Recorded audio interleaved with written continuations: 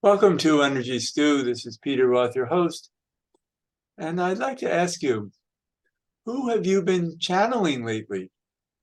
Aren't, aren't you a channeler? Yeah. Well, well, maybe some of you are.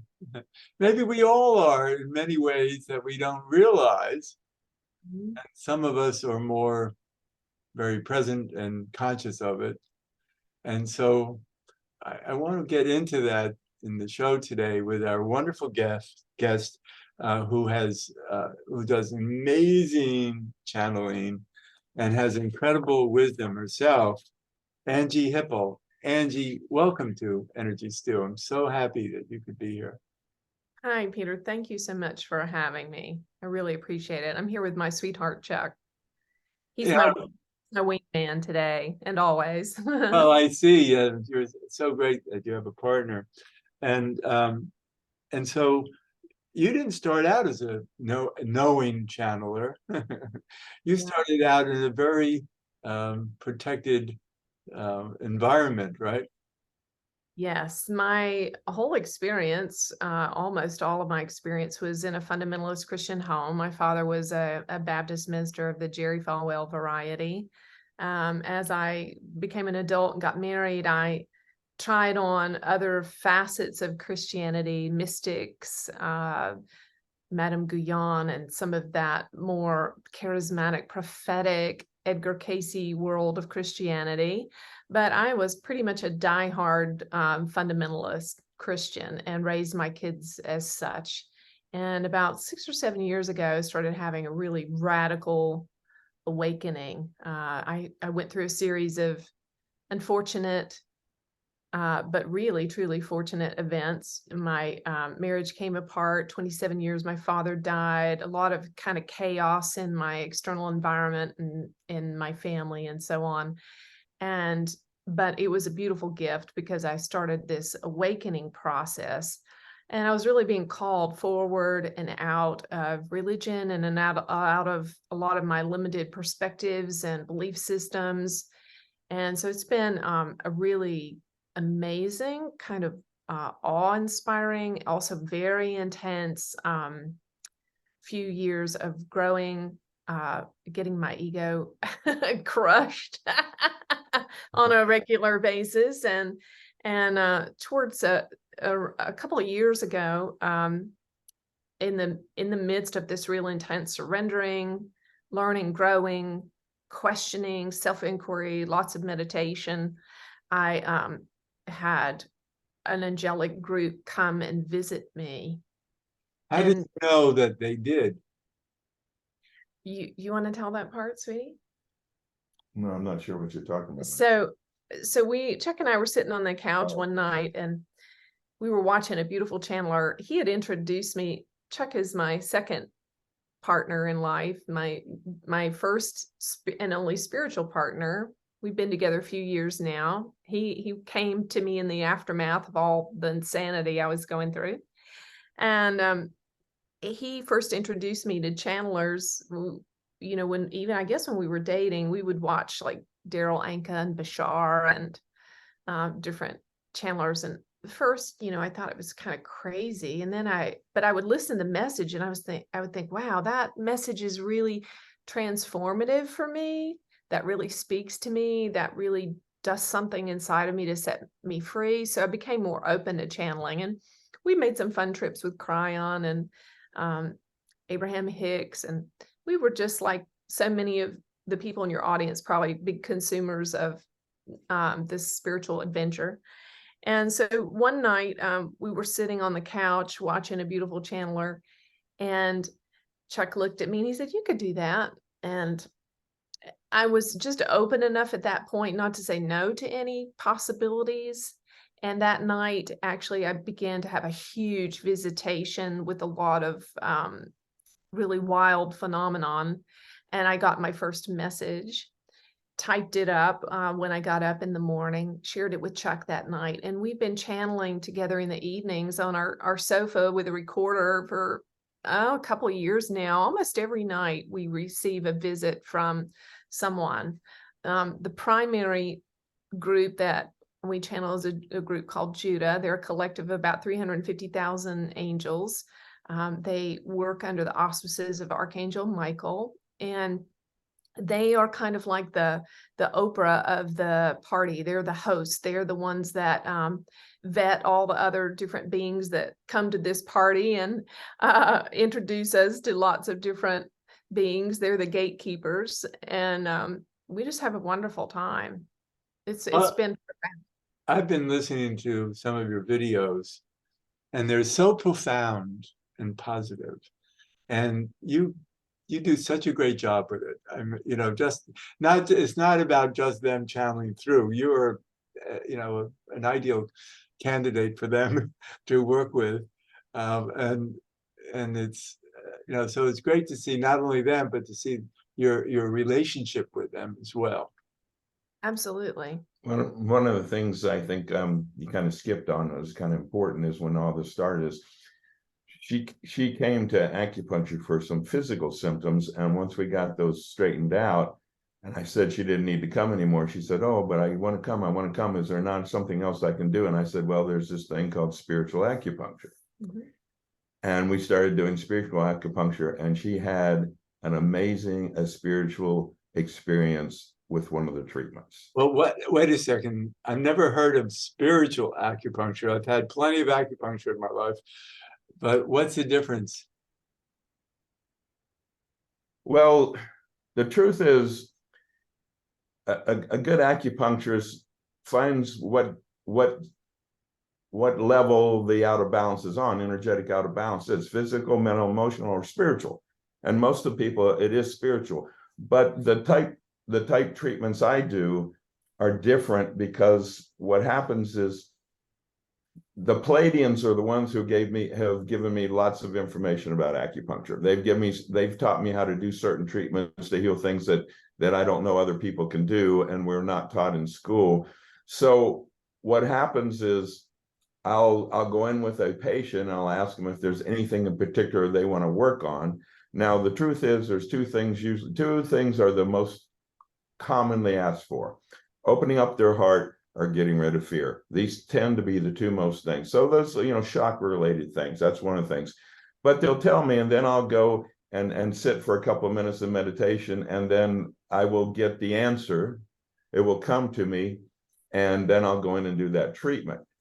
The thing about it is that I kind of get downloads too, is a download, and I'm very intuitive. So that's how I get this information. Now, there is somebody who does teach this type of spiritual acupuncture, Mickey Shima, and he has many books on this. And I did take a class with him probably about 25 years ago, and I used a lot of his stuff in the beginning, and I still do. But once I started being connected with the Pleiadians, I usually let them lead me as what to do with the patient. I love that. That's it's getting your ego out of the way. Yeah. So, applying that to channeling, your initial question to your audience, have you been channeling lately? We each have, I find the more I do this work, that everybody has a certain modality that is probably of use to the unseen world for channeling. For Chuck, it's acupuncture. It's an easy modality for them to drop in intuitive information or information from angels and higher beings, and the needles become then the catalyst for the opening up of the heart, the body, the mind, the spirit to visitation. And this has so much to do with intention. Absolutely. So, the spiritual acupuncture is his intention then, as he's channeling information of what's of service to that person. And then his intention, as Chuck always says, it doesn't really matter what points he uses. It's the intention and the power of his intention. Right. And, early on, in my spiritual awakening process, what Chuck is pointing to is the role of that his spiritual acupuncture played in it. He would intuitively channel what points to use and for what purpose. And I could have really ecstatic states, experience very ecstatic states of bliss through the acupuncture. So there was something happening through the process that was opening me up, you know, and Interesting. preparing me for what was to come. I had an experience one time. One of my former students is an acupuncturist, and during the session, she does healing as well.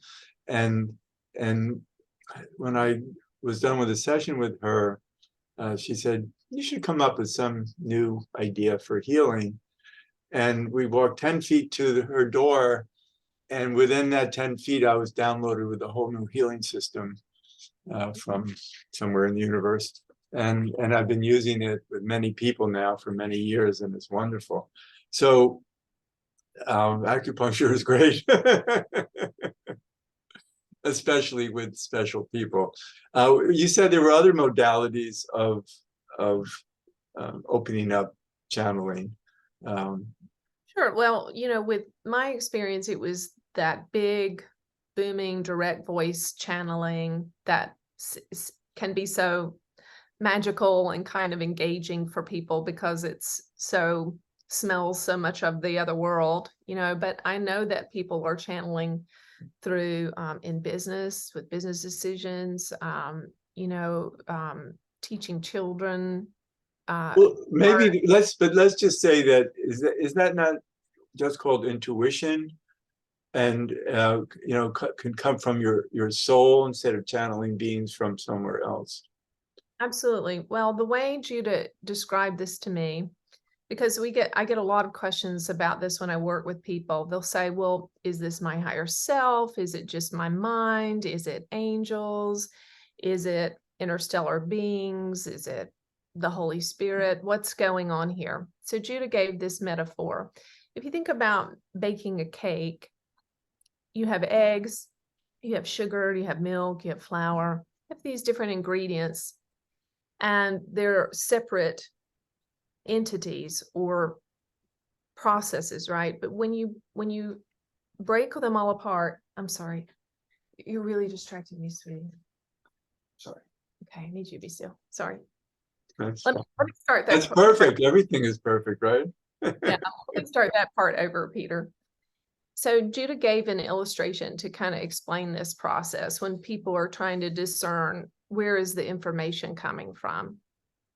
So in the realm of spiritual information, we have different sources. We have ascended masters, we have Akashic records, we have angels, interstellar beings, we have our higher self, and then collective consciousness. So you can think of each of these as being like ingredients that will go into a cake, right? Eggs, sugar, milk, flour, and so on. But when you mix all of those things together and you combine them thoroughly and refine them and sift them into one, they become one cake. And then you can't separate those things back out anymore. It's just one cake. So as we're entering into the realm of spirit, it really doesn't matter what entity or source that's coming from. It's all one thing. And so there's a real overlay in my experience anyway. So sometimes I may feel something as more of an outside voice from an entity outside of my body. Sometimes they're more merged with my body and making use of my own voice. And sometimes I think they're very much merged or aligned with my higher self. And it's very hard to separate out the differences. Right. So I don't get too much caught up on all of that. I just know if this is the cake and it tastes great, if it feels of high consciousness to me, if it's a benefit, if it's of a higher vibration, that's good enough for me. I don't need to split hairs over the source. Right. I'm totally with you on that, because I've been working not as a conscious channeler, but I'm highly, it's called highly intuitive, and I'm very telepathic. So I receive information, and I'm not worried about where it comes from, as long as it has that high vibe to it, and I know it does good for everybody. Exactly. And so it's amazing, though, all the different vibes that come through you from Pleiadians and the Judah group speaks through you often, just directly, and then they invite you to speak with other beings who want to talk through you.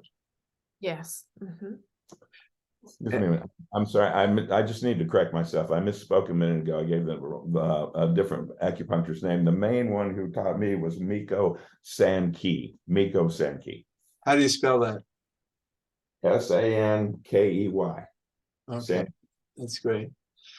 And no, but the whole purpose of whatever spiritual acupuncture or anything else, as we said, was how you hold it, and the sanctity, and and watching you, Anjie, and how you engage people with your presence. Doesn't matter who's coming through. You have a wonderful presence that gives people confidence to open up and to be present with you. And I think that's so important, because you have so many messages. It goes on and on and on how much you teach, and the people who are watching or listening to you are so ready, because you are such a loving, caring, authentic person. Well, I think, it's an honor, all the folks that come our way. And we just remember that, we're here in service to the Most High, whatever that looks like. And this is, where we wish for and hope to fall over into a state of enlightenment in which we're no longer need to serve the self in any way, and we're simply in loving service to others. And so when they come, all the pain of my own journey and the struggles and wars within my own ego and all that's entailed can then be of service to help someone else. And it's of service because we remember how hard it is, right, to let go of things, how hard it is to rectify the pain of the ego and the suffering that it causes. And so we want to remember those things and be of service by being authentic, by being real, by sharing. One of the reasons we like to share the videos of Chuck and I together in the evening is because those are our really intimate conversations about the brass tacks, where the rubber meets the road, of the difficulties of our life and how we sort that out and live as spiritual people with imperfections and difficulties. And so we want to have a level of vulnerability there so that people don't feel alone, because that's a lot of what I see in this work, is the loneliness that people feel as they begin to expand in consciousness, and there are fewer and fewer people around them that are committed to a life of high consciousness, and they feel more and more like an outsider because of the culture and the toxicity of it. And so it can be a really lonely walk, and our desire would be that they could be in our physical presence and we could give them a big hug and be there for them when they need to cry, or they're going through a divorce, or whatever's going on for them. But the reality of it is there are so many out there that we have to make use of this technology in the best way possible. And that's one of my prayers always with Judah, is one of the first things I ask for when I'm working with people is that Judah would come into the room with them and fill the room up with their presence, so they can feel a hug, a touch, something tangible, feel that they're not alone, and that there are angels there supporting them, because I can't physically be in all of those places for them. Well, there are 350,000 of them, so they can get around. Yeah, and I do get reports from people that have visits, and they have tangible expressions from these visits and miracles. And so I know that their prayers are being answered and heard, and I'm very grateful for that. That's wonderful. So I'm so happy that we could talk about the importance of working with spirit and working with these spiritual people, I don't know, people, beings, let's call them beings. We don't know what form they take. They don't have to be human looking. They just have to be loving presences and brilliant at the same time. And so much of our work for you and for me and so many people who are able to receive from the other side, or wherever it is, inside or outside, it's coming from somewhere other than our normal minds. And we know the difference too. And you go into a trance channel also, which is something I haven't done. I just listen and then say what I'm being told. Mm-hmm. And going back to your first question of the day, Peter, about asking your audience, have you channeled? One of the coolest things that's happening right now is, for early on, I realized, I don't want to be the person with the stuff. I want everybody to have the stuff. I want everybody to have the experience, right? And so, when I grew up in religion, there was always somebody behind the pulpit that had the stuff, and they were sharing with all the people in the seats down below that didn't have the stuff. And so it was the us and them, the haves and the have-nots, and all of that. And so I did not want that in this work. I didn't want to be the have, and everybody that was coming to me being the have-nots, asking for answers to their questions. So I've really been kind of pushing the envelope in the last 6 months or so on making sure that the people that come to us go away as the haves, right? And so Judah's really been honoring that lately. I would say probably 50% or more of the people that come for sessions channel for the very first time ever in the session with me before we hang up. They get to meet their angels and guides. They find out their names, and they channel a first message or conversation from those angels or spirit guides. Because this is really important. One of the things Judah said recently in a channel with me is that their purpose now in this season of channeling through me is to eventually make channeling obsolete, or the need for a channeler to be obsolete, because everyone is going to be receiving, uniquely connected to source energy and receiving messages of high consciousness and be awakened and living life from their higher self. So that's my job, is to work myself out of a job. But what is the key? I understand this. Well, yeah, obviously you're doing this for the good of all. But what is it? What is a key for people to awaken to receiving these messages for themselves? Well, I can tell you how Judah helps me to get the people there. So usually within the first few moments of talking with them and hearing a little bit of their story, I can determine their level of consciousness. And I use the Hawkins scale for that.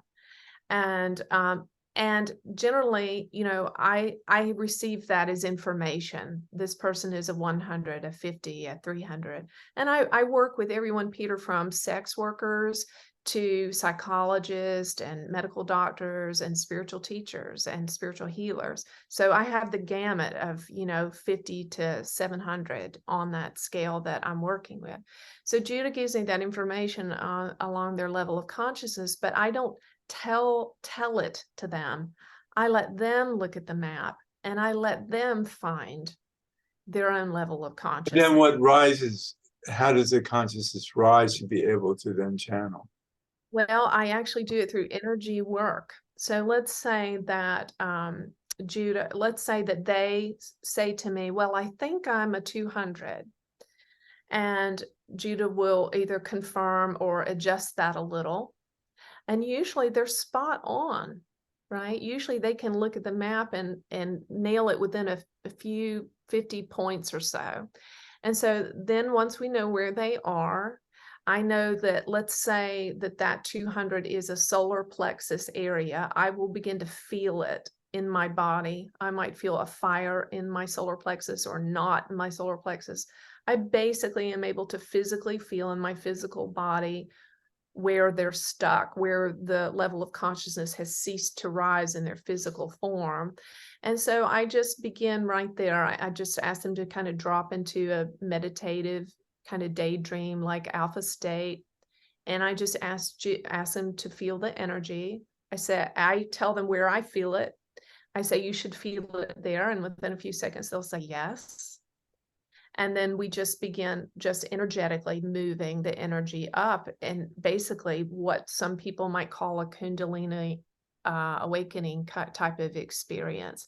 And so I asked at the beginning of the session, I asked you to please give them as much freedom and as much life force energy as they can safely bring in and sustain going forward.